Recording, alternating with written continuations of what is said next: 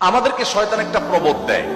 শয়তান আমাদেরকে বলে তোমার কি করার আছে, তুমি একটা সামান্য, একে তো বাংলাদেশের মতো একটা ছোট্ট দুর্বল দেশ, আবার সে দেশের একজন অতি সাধারণ একজন নাগরিক, একজন নগণ্য মানুষ। সো তুমি একটু আল্লাহর কাছে দোয়া করো, বাস। আমি একটু দোয়া করে ওটাকে স্কিপ করে আরেকটা ঝাঁকানাকা কোনো ভিডিওতে আমি ডুবে যাচ্ছি। এই না আমাদের অবস্থা? আসলে কি তাই?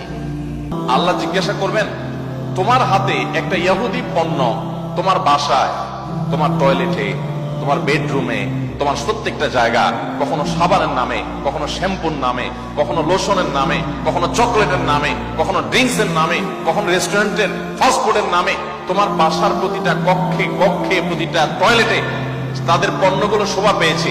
এই পণ্য বেচা টাকা দিয়ে তারা বোমা হামলা করে মানুষ মেরেছে।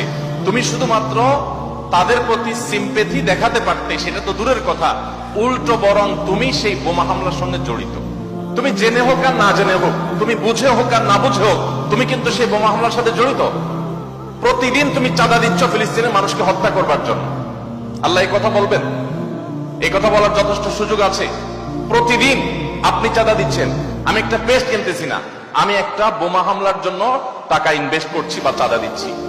প্রতিদিন বাংলাদেশের প্রত্যেকটা মানুষের কাছ থেকে, প্রতিটা মানুষের ঘর থেকে ওরা চাঁদা তুলে নিয়ে যাচ্ছে।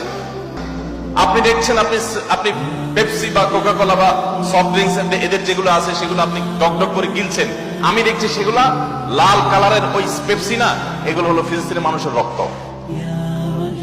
আমরা মুসলমানরা যদি শুধুমাত্র তাদের পণ্যগুলো বয়কটটা যদি যথাযথভাবে করতে পারি, তাহলে তারা অন্তত 50% এমনিতেই সাইজ হয়ে যাবে। আল্লাহ তাআলা আমাদের সবাইকে আমাদের যে দায়িত্বটুকু আছে সেই দায়িত্বটুকু আদায় করার তৌফিক দান করেন।